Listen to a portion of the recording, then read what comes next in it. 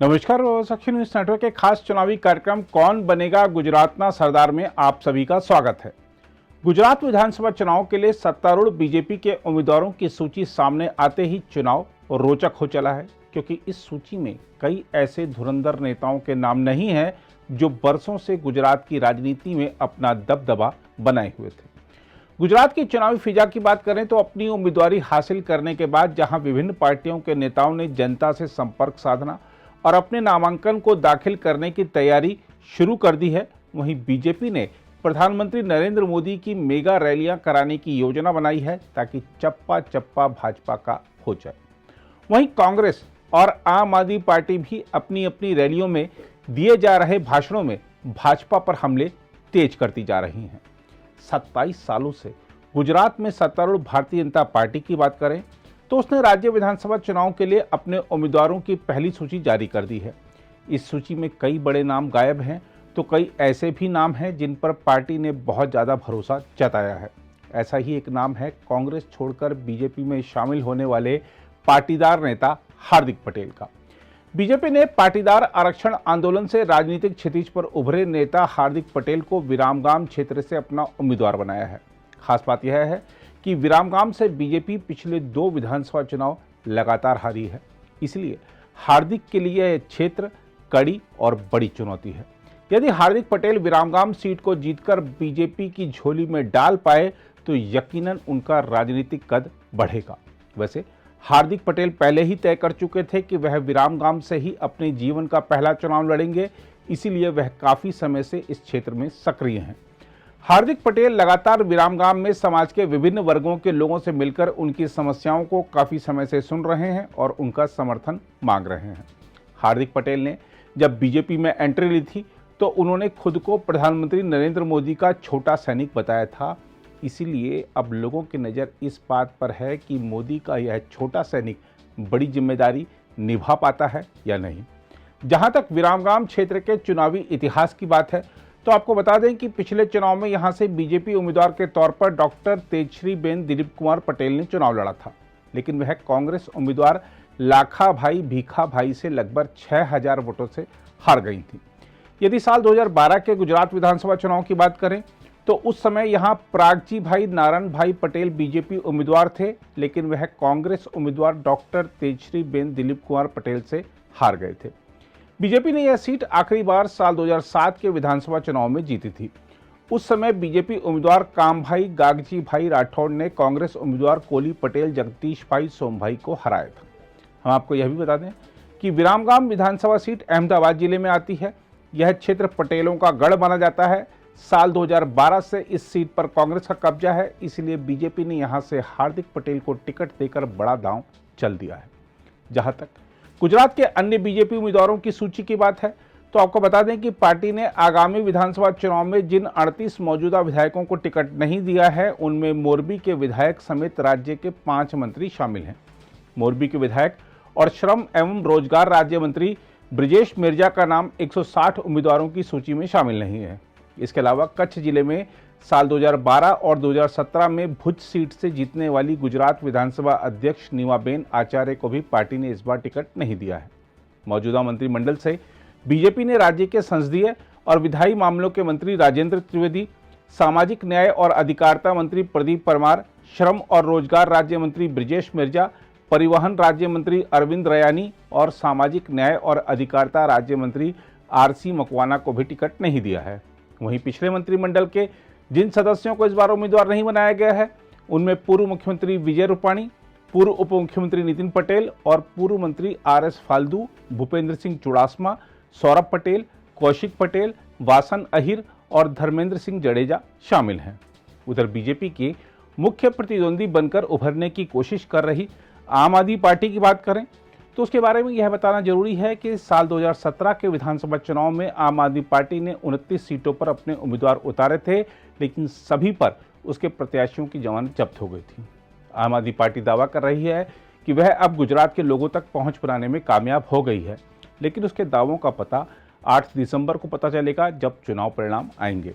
वैसे आम आदमी पार्टी के राष्ट्रीय संयोजक अरविंद केजरीवाल हाल फिलहाल में कई बार राज्य का दौरा कर चुके हैं।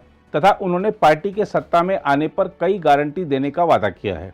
पार्टी ने अगले महीने होने वाले गुजरात विधानसभा चुनाव के लिए पूर्व टीवी प्रस्तोता तथा पत्रकार ईसुदान गढ़वी को अपना मुख्यमंत्री पद का उम्मीदवार बनाया है। आम आदमी पार्टी ने वादा किया है कि वह सत्ता में आने पर हर महीने 300 यूनिट निःशुल्क बिजली, सरकारी स्कूलों में निःशुल्क शिक्षा, बेरोजगार युवाओं को भत्ता, महिलाओं को 1000 रुपये तथा नए वकीलों को मासिक वेतन देगी। आम आदमी पार्टी के गुजरात के सह प्रभारी और राज्यसभा सांसद राघव चड्ढा इन दिनों गुजरात की रैलियों में केजरीवाल की गारंटी गिनाने में व्यस्त हैं। आपके सामने एक सस्ता, सुंदर और टिकाऊ अवसर लेकर आया हूं, जिस अवसर का नाम है आम आदमी पार्टी। सस्ता कैसे? ये वो अवसर है जो आपके हर महीने के खर्च को सस्ता कर दे, कम कर दे, आपकी जेब में पैसा डाले, आपको आर्थिक सहायता दे। अरविंद केजरीवाल जी की पहली गारंटी, आम आदमी पार्टी की सरकार जब गुजरात में बनेगी तो गुजरात के हर परिवार को हर महीने 300 यूनिट बिजली बिल्कुल मुफ्त मिलेगी। साथ केजरीवाल जी की दूसरी गारंटी, गुजरात के हर बच्चे को वर्ल्ड क्लास, विश्व स्तरीय शिक्षा मिलेगी, शानदार स्कूल मिलेंगे, बढ़िया टीचर मिलेगी और शिक्षा बिल्कुल मुफ्त मिलेगी। साथियों, केजरीवाल साहब की तीसरी गारंटी, गुजरात के हर शख्स का, बड़े बुजुर्ग का, नौजवान का दवाई, इलाज का, ऑपरेशन का, टेस्ट का, जांच का, सर्जरी का विश्व स्तरीय सुविधा और साथ में बिल्कुल मुफ्त ऑपरेशन, दवाई देने का काम आम आदमी पार्टी की सरकार करे। चौथी गारंटी, गुजरात के हर युवा को रोजगार, और जब तक गुजरात के युवाओं को रोजगार नहीं दे पाएगी आम आदमी पार्टी की सरकार, तब तक हर महीने 3000 रुपए मासिक सहायता। पांचवी गारंटी, 18 वर्ष की आयु से अधिक हर महिला को, हमारी माताओं को, बहनों को, सबको हर महीने आपके बैंक अकाउंट में 1000 रुपए की महीने की आर्थिक सहायता देने का काम आम आदमी पार्टी की सरकार। अगर बिजली मुफ्त हो जाएगी तो महीने का 4000 रुपए बचेगा। अगर बच्चों की शिक्षा मुफ्त हो जाएगी और प्राइवेट स्कूल जितनी बढ़िया हो जाएगी तो महीने का 10,000 रुपए बचेगा। अगर स्वास्थ्य सेवाएं मुफ्त हो जाएं, 7,000 रुपए बचेगा। अगर बेरोजगारी भत्ता मिलने लग जाए और एक परिवार में अगर 2 बेरोजगार युवा हैं तो महीने का 6,000 रुपए केजरीवाल सरकार आपको देगी। अगर घर में 3 महिलाएं हैं, हर महीने सरकार की ओर से हर महिला को 1000, यानी कि महीने के लिए एक परिवार के लिए 3000 रुपए की आर्थिक सहायता, तो कुल मिलाकर 30,000 रुपए हर महीने का मुनाफा, हर महीने की बचत आपकी करा कर देगी। साथ हम आपको यह भी बताना चाहेंगे कि गुजरात के चुनावी मैदान में आम आदमी पार्टी नई नहीं है। आपने साल 2014 में गुजरात में पहली बार लोकसभा चुनाव लड़ा था। इसके बाद से उसने 2017 के विधानसभा चुनाव तथा 2021 के स्थानीय चुनाव समेत विभिन्न चुनाव गुजरात में लड़े हैं। आम आदमी पार्टी ने पिछले साल सूरत नगर निगम चुनाव में 27 सीटें जीती थीं। इस बार के विधानसभा चुनाव की बात करें तो उसके लिए आपने अभी तक 158 सीटों पर अपने उम्मीदवारों की घोषणा कर दी है।